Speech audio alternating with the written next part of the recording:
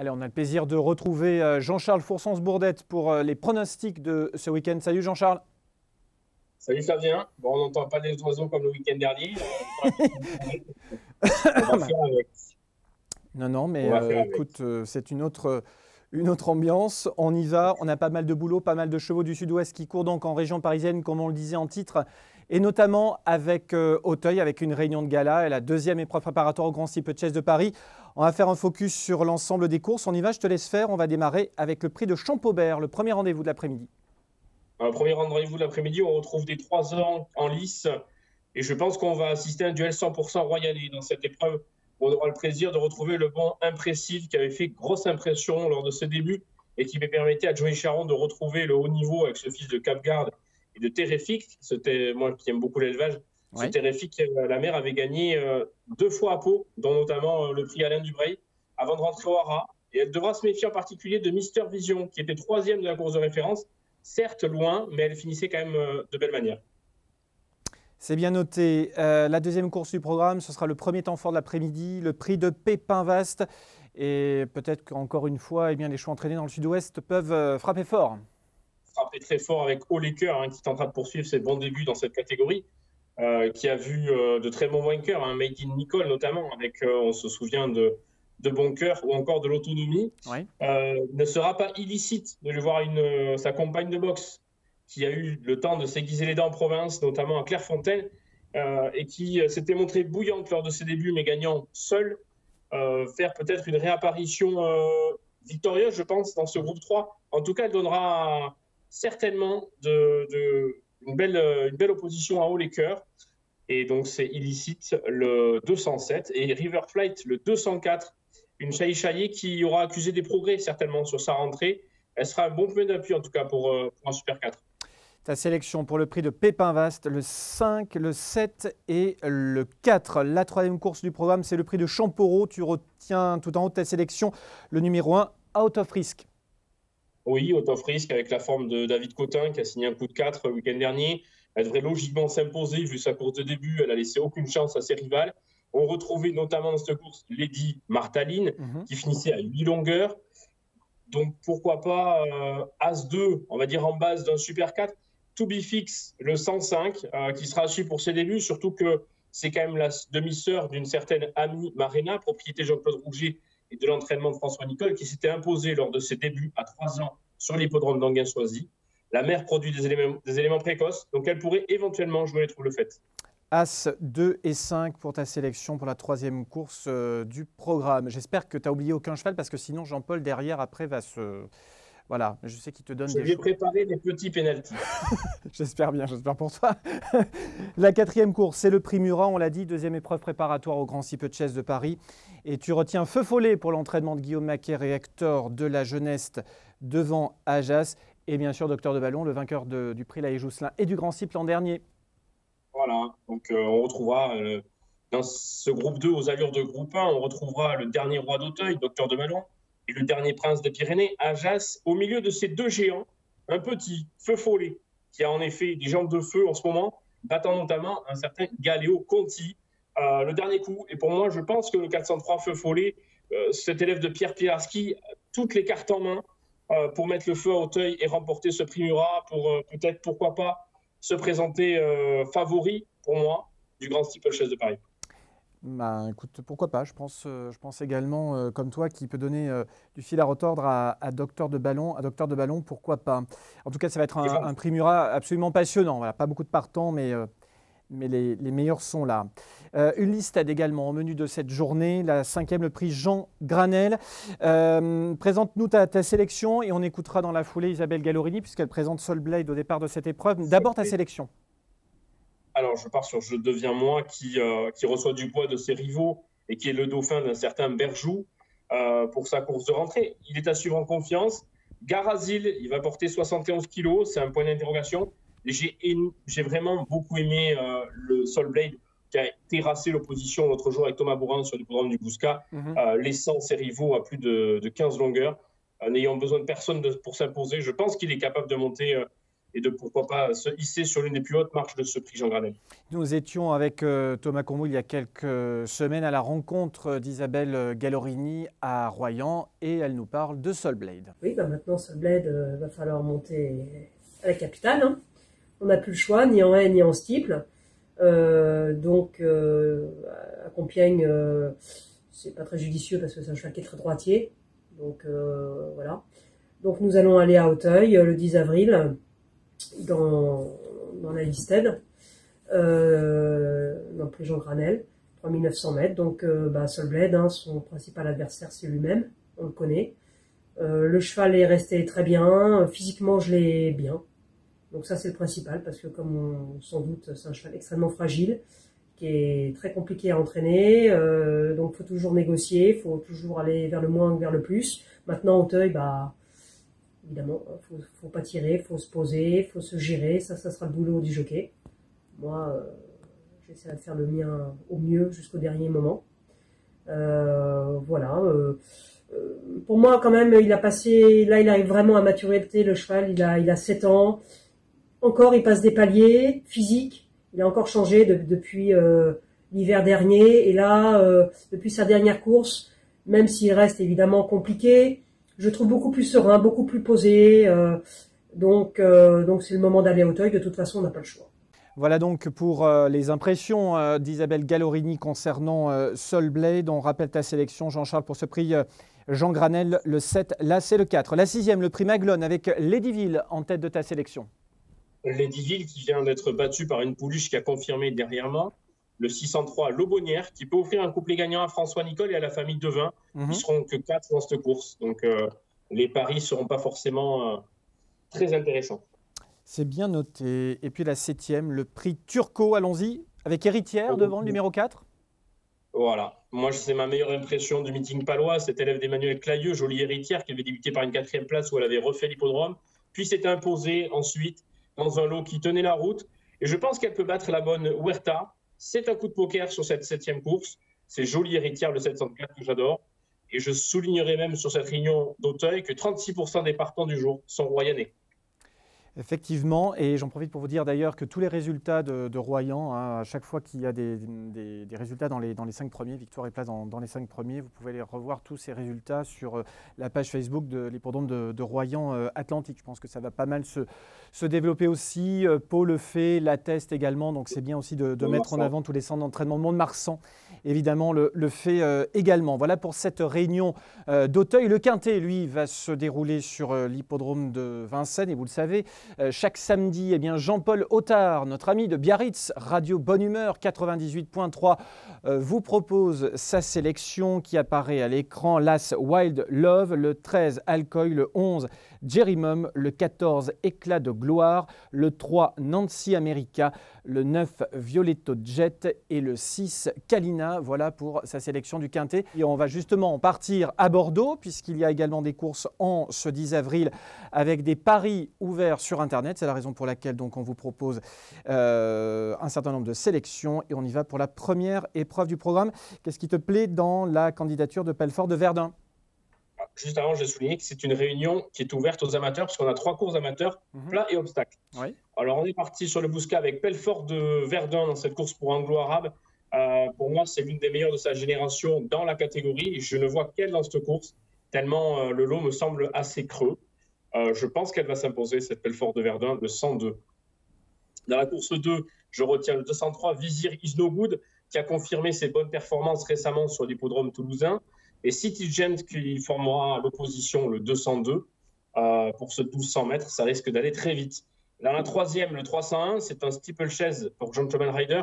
Je retiens le fils Journiac qui pour moi est l'une des meilleures cravaches des amateurs. Et il montera Mandarin Basque. Méfiez-vous-en parce qu'à mon avis, la différence se fera par le jockey. Dans la course 4, le 406, Sujet Libre qui sera associé à un jockey en grande forme qui a signé un coup de 3 sur les bords de la Méditerranée à Borély lundi, Jean-Bernard Ikem. Dans la course 5, une course de cavalières où je me suis simplement appuyé sur les meilleures cavalières de la course, avec le 502 Pressburg et Berit Weber, le 504 Chica Dream et Tracy Menuet, Trimmer et sa fidèle cavalière Lara Leger, et enfin le 508 Racing B avec la jeune et talentueuse Marie Rolando. Dans la course 6, Je suis parti sur Hirsute, un peu comme ma coiffure du moment, qui fait polémique au sein du groupe Prono Info. Le 610 Havan Aristo, qui portera les œillères pour la première fois. Et dans la 7e, si on ne tire pas sur Apparat, il devrait avoir une ligne droite pour s'imposer. J'aime beaucoup la montre du jeune Urbano Aguero, fils du célèbre entraîneur hispano-français Luis Alberto Grajales, qui gagna pour la reine d'Angleterre dans sa prime jeunesse. Voilà pour ses courses sur l'hippodrome de Bordeaux. Et quant à la coiffure hirsute, pour le moment, c'est un petit peu comme toujours d'ailleurs, c'est l'opposition de Jean-Paul Delperrier qui lui est rasé de près. Voilà donc pour ces courses de samedi. On passe maintenant à dimanche. Il y a pas mal de courses également tout au long de cette journée. Longchamp, Toulouse, Longchamp avec de nombreux chevaux qui font le déplacement, on l'a dit, notamment dans le prix La Force, groupe 3, préparatoire au prix du Jockey Club. Tout à fait, où on retrouvera l'invaincu de chez François Roux, King Shahala, qui va devoir faire une rentrée, mais qui, à mon avis, a toutes les capacités pour pouvoir prendre une des 3 premières places. Il devra se méfier d'un autre pensionnaire du Sud-Ouest, Darkness, c'est l'entraînement de Jean-Claude Rouget, qui lui aussi fera une rentrée. Et je me crois capable de pouvoir se placer, mais j'ai peur de l'opposition et du André Fabre qui semble faire office d'épouvantail. Le 104 Erasmo, qui pour moi devrait remporter ce prix La Force. Ouais, tu penses que là les chevaux du Sud-Ouest peuvent avoir la vie dure? Je pense que oui, Chala fait une rentrée. On sait que les François Roux, quand ils font des rentrées, sont souvent courus sages. Et Darkness, lui, c'est une rentrée un peu plus longue. Et surtout que Erasmo, vu les lignes qu'il a l'année dernière, je pense sincèrement qu'il peut vraiment s'imposer de toute une classe et partir favori du Jockey Club. Qu'en est-il du quintet sur l'hippodrome de Longchamp? Dans le quintet du jour, on retrouvera Rimini, un pensionnaire de Christophe Ferland, qui semble pouvoir se mettre en évidence, surtout avec l'aide du précieux Pierre-Charles Boudot. Je me méfie précisément de notre ami Yuritz Mendizabal, qui est toujours aussi en forme et qui est associé à un entraîneur grec pas maladroit, en la personne de M. Alim Pinis, et il aura le 305 Barakatl. Je n'ai pas réussi à le dire, mais je pense que ce cheval-là, ce 305, peut amener une grosse cote à l'arrivée. Et je sais que Yuritz Mendizabal en attend une bonne performance. Ça marche. On poursuit avec les épreuves de groupe. Pour les chevaux d'âge, le prix d'Harcourt au niveau groupe 2. On va retrouver effectivement Glicon pour le sud-ouest face au sud-est, si je peux dire, Scaletti. Oui, et je pense que Jean-Paul Delperrier, s'il lui reste des sous du week-end dernier, pourra les investir sur ce Scaletti. Parce que pour moi, c'est un penalty sans gardien. La participation de Scaletti l'autre jour était tout simplement exceptionnelle, n'ayant même pas été sollicité par son jockey pour s'imposer. Aujourd'hui, il remonte d'un étage. On dirait que c'était un groupe 3 l'autre jour, c'est un groupe 2 aujourd'hui.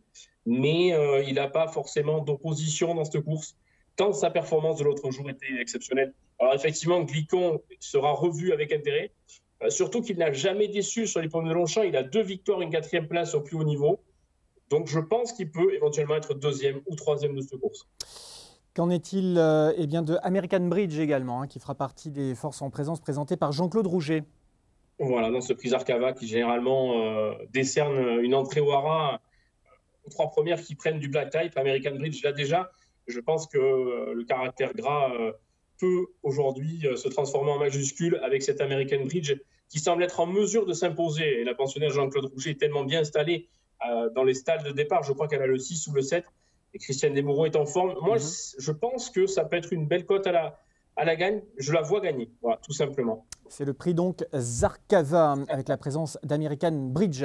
Au menu également de cette journée, il y a le prix Noailles, autre épreuve préparatoire au Jockey Club. Alors tu l'as dit, effectivement, on a eu quelques belles impressions cet hiver à Pau, on l'a vu en début de journal, notamment avec Grégolimo et surtout Chassailleur Academy qui s'est imposé lors de sa seule tentative en 2021 sur la piste en sable fibré. Autrement dit, c'est un duel annoncé, a priori, entre Jean-Claude Rouget et Simone Broggi. Tout à fait. Simone Broggi qui m'a confirmé que Grégolimo était très bien rentré de sa victoire toulousaine, lequel je n'avais pas pronostiqué, lui voyant 2 autres, le Sogorbe et le Rouget le battre. Et finalement, c'est lui qui s'était imposé de toute une classe, allant de droite à gauche à une droite, montrant qu'il était encore un peu bébé. Je le crois capable de très bien courir sur ce prix Noailles, montant effectivement de plusieurs échelons. Mais il devra se méfier effectivement de celui qu'il a battu à Pau et qui était vraiment l'impression visuelle, Cheshire Academy.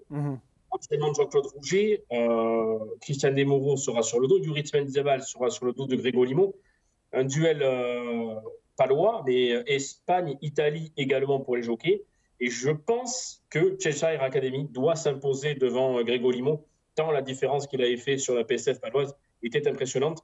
Je pense que effectivement, Cheshire Academy est une nouvelle star de l'écurie Rouget. Ça sent bon, en tout cas, les courses classiques qui arrivent à grands pas déjà. Le prix de Glatigny sera la 8e course du programme. On va retrouver notamment le numéro 17, Born to Be.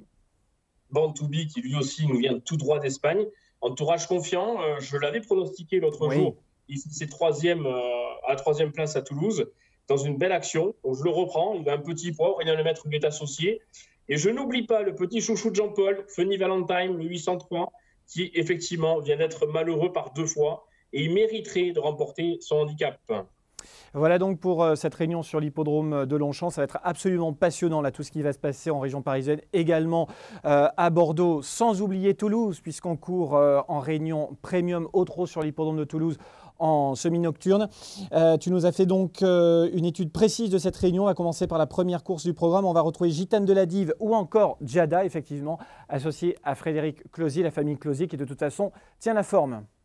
Tient la forme depuis un moment, c'est sûr, que ce soit dans le sud-ouest ou en Normandie. Et Gitane de la Dive, elle est déférée des 4. Et Giada, l'autre jour, c'était très bien dans la course de Gitane du Rib. Et de Generous Charm, il était 4e, était un bon 4e.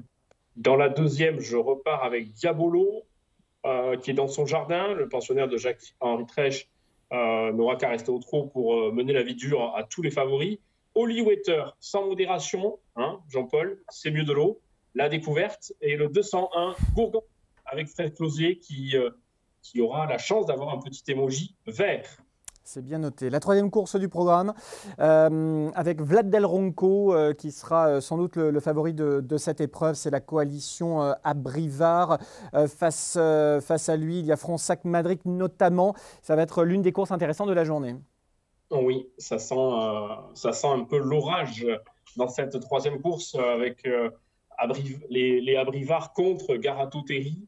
Fronsac Madrid, bon, mais l'association Sébastien Garato, Cédric Terry et le déferrage des 4 pieds, généralement, ça marche du tonnerre dans notre sud-ouest. Et l'autre jour, à Agen, la famille Abrivard est descendue avec des chances et ils n'ont pas raté leur objectif. Donc le 305, Vlad Del Ronco, effectivement, semble être un favori tout indiqué. Et il doit pouvoir s'imposer. Le jeune Léo Abrivard, qui lui sera associé, peut, je pense, tenter une passe de 3 dans cette réunion. Allez, je te laisse enchaîner. On va parler de la 4e course du programme. Tu retiens en ta sélection Generous Charm, qu'effectivement nous avions retenu dans notre catégorie les chevaux à suivre. Oui, Generous Charm qui fait partie des suivis de la rédaction et qui semble être en mesure de pouvoir confirmer son récent succès. Gonafly pour la passe de 3. Il partira 25 mètres derrière. On retrouvera dans la 5e Aladdin d'Argent qui lui aussi fait partie des suivis de la fédération, des suivis de la rédaction. Il est parti au galop dans le tournant à Toulouse l'autre jour, mais s'est réhabilité complètement à Agen. Pour moi, c'est la gagne. Il est également associé à Léo Abrivard. Le 508, Andel Turbo, qui pourrait éventuellement lui mettre la pression. Sinon, je conseille à Jean-Paul de boire un peu d'hydromel et il finira peut-être tout bleu. On retrouve mon chouchou Inexcess Bleu qui avait fait impression, qui pour moi semble être un pénalty sans gardien, une jolie cote, même avec la présence d'Imoko du Bouillon, le cheval de Richard Westering, qui reste sur qui a 2 succès et 2 disqualifications, il me semble, et Isla Jet, le Garato, le 608, qui sera associé à Gwen Delaunay. Dans la 7e, on retrouvera Filio de Loup, coup de 3 pour la famille Abrivard. Enfin, pour moi, c'est presque sûr. Le 701 Furious B, associé à un apprenti que j'aime beaucoup, le petit Lupi, et la petite féerie de l'Isop, le 703, en plein dans sa catégorie. Il était associé avec un driver confirmation sulky en la présence de David Bertrand. Et on terminera par mon coup de poker de la 8e, parce que si ça n'a pas marché de tout le week-end, je me referai la cerise avec le 801 Élite de Carles. Elle a fait un mauvais hiver, mais peut se réhabiliter. Et enfin, le 810 Ekmul Jack, c'est une info à prendre en note, car son entourage est pas capable de s'imposer dans cette course. Je la suis depuis un moment et je sais qu'ils ont préparé cette course aux petits oignons. Toute la synthèse des pronostics de Jean-Charles Foursens-Bourdette est à retrouver sur la page Facebook de la Fédération des courses du Sud-Ouest, Fédération des courses TV. Merci beaucoup Jean-Charles, on va regarder toutes ces réunions avec beaucoup d'intérêt. À très bientôt la semaine prochaine. Eh bien, ça sera peut-être un match retour avec Jean-Paul Delperrier. Salut Jean-Charles, à bientôt. À bientôt, bon week-end. Salut. Je vous emmène maintenant sur l'île de Ré, à Saint-Clément-des-Baleines, où nous étions à la rencontre de Capucine Nico et Véronique Vigourou. Toutes deux ont créé une écurie de territoire appelée Île de Régalo. Nous étions à la rencontre la semaine dernière. Avant de se quitter, je vous souhaite une excellente semaine. Prenez soin de vous. À vendredi prochain. Salut.